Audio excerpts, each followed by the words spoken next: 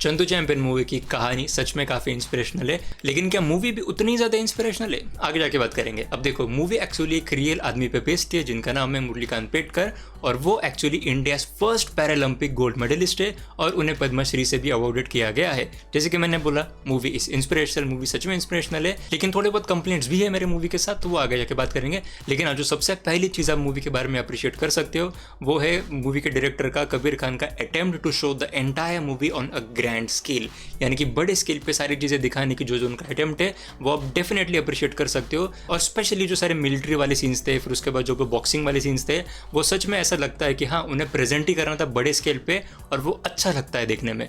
फिर उसके बाद विजय राज की जो परफॉर्मेंस थी, यार he is a fantastic actor anyway, मतलब उनसे कुछ कम एक्सपेक्ट करना ही गलत है, तो हाँ, उनकी भी एक्टिंग काफ़ी अच्छी थी। फिर उसके बाद एक नोटेबल चीज़ है कि जो चाइल्ड एक्टर था जिन्होंने मुरलीकांत पेटकर के बचपन वाला रोल प्ले किया था, क्या बढ़िया एक्टिंग करी है उस बच्चे ने, बहुत ही उसको बड़ा शाउट आउट देना मैं चाहूँगा। सच में काफ़ी अच्छी एक्टिंग करी उसने, और पहले सीन से ही वो आपको चेहरा एकदम से, आपका ध्यान एकदम से ग्रैब कर लेगा, तो definitely a commendable performance from him.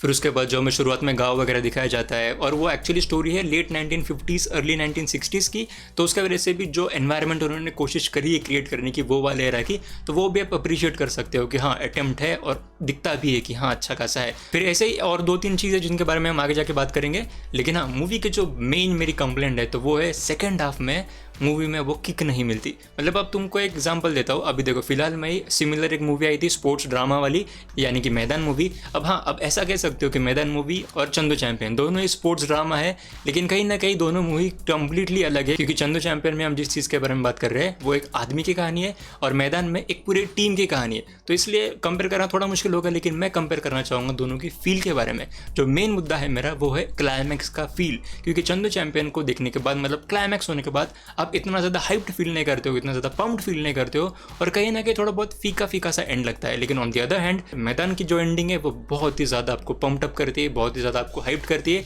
और आखिर के कुछ 15, 16, 17, 20 मिनट है जो मैदान के, वो काफ़ी बढ़िया तरीके से उन्होंने प्रेजेंट करे हैं। बेसिकली बहुत अच्छा फील आता है मैदान का एंड होने के बाद, लेकिन एक रिलीफ से फील आती है, एक हाँ कि भाई जीत गए ऐसी वाली फील आती है। लेकिन वही फीलिंग कहीं ना कहीं मिसिंग थी, मुझे तो लगा चंदू चैंपियन मूवी में। हैविंग सेड दैट, मूवी का जो फर्स्ट हाफ है वो ऐसा लगता है कि कंपैरेटिवली लंबा है, शायद से मैंने एकदम टाइम उसका मैच नहीं किया, लेकिन हाँ, पहला हाफ थोड़ा बहुत लंबा लगता है, लेकिन पहले हाफ में उन्होंने काफ़ी सारी चीज़ें पैक्ट इन करी है और काफ़ी ज़्यादा अच्छी तरीके से करी है। मतलब जो चीज़ें हमें देखने को मिलती है, चाहे वो स्केल हो, चाहे वो फाइटिंग के सीन्स हो, चाहे वो कार्तिक आर्यन की परफॉर्मेंस हो, हर एक चीज़ आपको बढ़िया लगती है फर्स्ट हाफ में। लेकिन कहीं ना कहीं सेकंड हाफ शुरुआत ही थोड़ा सा स्लोनेस के साथ होता है। हाँ, 1-2 चीज़ें उन्होंने अच्छी करी है सेकंड हाफ में भी। फॉर एग्जाम्पल, जो मूवी का स्क्रीन प्ले लिखने का जो पैटर्न था एंड में, वो काफ़ी काबिल तारीफ था। जैसे कि एग्जाम्पल दूंगा, अब देखो मूवी की कहानी 2 टाइमलाइंस में चल रही है, यानी कि एक 2017 की समझ लो कि करंट टाइमलाइन की, और एक है पास्ट वाली, यानी कि 1950s, 60s, 70s वाली। अब ये तो ऑब्वियस सी बात है कि जब प्रेजेंट वाली कहानी चल रही है तो वहाँ पे हमारे जो मेन कैरेक्टर है वो स्टोरी नरेट कर रहे हैं,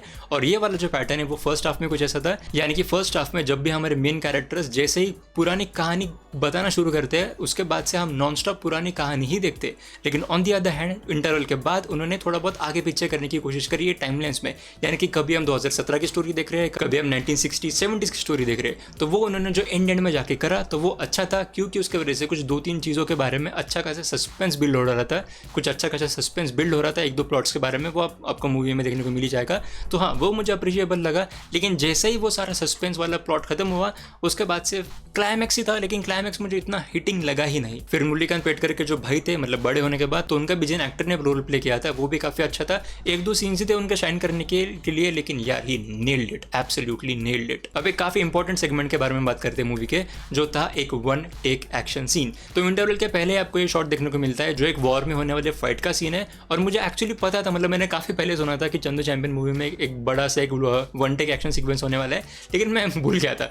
लेकिन जैसे ही मुझे नोटिस होना शुरू हुआ मूवी में, तब मुझे याद आया कि हाँ भैया, 1 टेक एक्शन सीक्वेंस होने वाला था। एंड आई हैव टू से, जो जिस स्केल पे उन्होंने करने का अटेम्प्ट किया है, दैट वाज रियली अप्रिशिएबल। लेकिन एट द सेम टाइम, अब ये ऑब्वियस सी बात है कि कोई भी एक्शन सीक्वेंस एकदम पूरी तरीके से 1 टेक होता नहीं है, कहीं ना कहीं तो भी उसे कट्स मारे जाते हैं, लेकिन किस तरीके से आप वो कट्स को छुपाते हो वो कमेंडेबल होता है। लेकिन यहाँ पे ऑब्वियसली, एकदम ऑब्वियसली उन्होंने मुंह पे फेंक के बता रहे थे कि देखो भैया, यहाँ पे हमने कट्स मारे हैं। मतलब मुझे तो नोटेबली 2 इंस्टेंसेस ऐसे दिखे कि जहाँ पे डेफिनेटली उन्होंने कट्स लगाए हैं।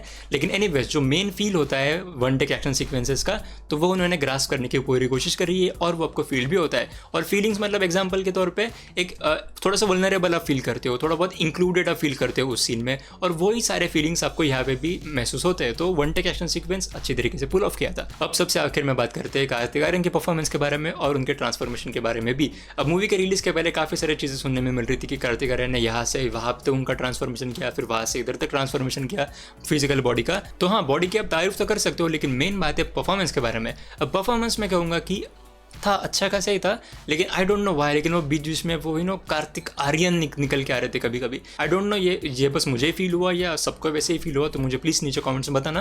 लेकिन हाँ, मुझे परफॉर्मेंस अच्छा लगा, ऐसा नहीं कि बहुत ही बढ़िया परफॉर्मेंस है, लेकिन हाँ जो इमोशनल सीन्स थे वहाँ पे उन्होंने काफ़ी अच्छी तरीके से काम किया था। और कह सकते हो कि एकदम थ्रू आउट एकदम अच्छी एक्टिंग नहीं लगती उनकी, लेकिन हाँ कुछ जो मेन मोमेंट्स होते हैं, जहाँ पे कुछ कन्फ्रंटेशन वाले सीन्स हो गए, यहाँ पे कुछ बात करने वाले सीरियस वाले सीन्स हो गए, तो यार वहाँ पे उन्होंने अच्छा खासा काम किया है। और एक और चीज़ मुझे नोटिस हुई कि हर बार जब भी वो रोते थे तो मोस्ट ऑफन उनका राइट आंख से ही जो है वो क्या खून निकलता, नहीं आंसू निकलता था। और उनके ट्रांसफॉर्मेशन के बारे में एक बात बोलना चाहूँगा, मूवी के एंड में जाके जब वो पद्मश्री अवार्ड को एक्सेप्ट करने के लिए जाते हैं तो हमें रियल मुरलीकांत जी की भी फुटेज दिखाई जाती है। तो इतना बड़ा स्टार्क डिफरेंस था उनके बॉडी में, मतलब जो हमारे कार्तिक आर्यन थे तो वो एकदम दुबले पतले से थे, थोड़े बहुत बूढ़े दुबले पतले से, लेकिन एकदम से डिफरेंट, एकदम से डिफरेंट जो थे वो रियल आदमी थे। मतलब मैं मोटा नहीं कहूँगा, लेकिन हाँ थोड़े बहुत वो बड़े थे, और कार्तिक आर्यन यहाँ पे थोड़े बहुत दुबले पतले थे, तो वो एकदम से स्टार्क डिफरेंस आपको सीधा स्क्रीन पे दिखाई देता है। तो आई डोंट नो वाई उन्होंने वैसा करने की कोशिश करी। आई नो एकदम बल्क करना, थोड़ा बहुत मोटापा वगैरह लाना, तो वो काफ़ी डिफिकल्ट होता है, यू कैन आस्क मी, वो बहुत ही ज़्यादा डिफिकल्ट होता है। लेकिन अब एकदम से नोटिस हुआ तो फिर वो एकदम से जारिंग आपको लगता है कि अरे बाप रे इतना बड़ा ट्रांसफॉर्मेशन। लेकिन आप इसको ऐसा भी बोल सकते हो कि यार ये कोई बायोपिक नहीं है, ये मुरलीकांत जी के स्टोरी से इंस्पायर्ड स्टोरी है, तो आप उसको बोल के वैसा डिफेंड कर सकते हो। लेकिन मैं ओवरऑल बात करूँ तो हाँ, फर्स्ट हाफ काफ़ी अच्छा लगता है, फिर उसके बाद परफॉर्मेंसेस भी अच्छे लगते हैं, स्टोरी इनहेरेंटली काफ़ी उनकी इंस्पिरेशनल है, लेकिन somehow down the line second half में जाके वो थोड़ा बहुत फीका फीका लगना शुरू होता है, और क्लाइमैक्स में भी इतना आपको वो किक नहीं मिलती है। तो हाँ, दैट्स इट। मिर्जापुर सीजन 3 का टीजर पे और कल की मूवी के ट्रेलर पे मैंने काफ़ी अच्छी तरीके से बात करी है इन तीनों वीडियोज़ में, उन तीनों को आप चेकआउट कर लेना। And as always, thank you so much for watching.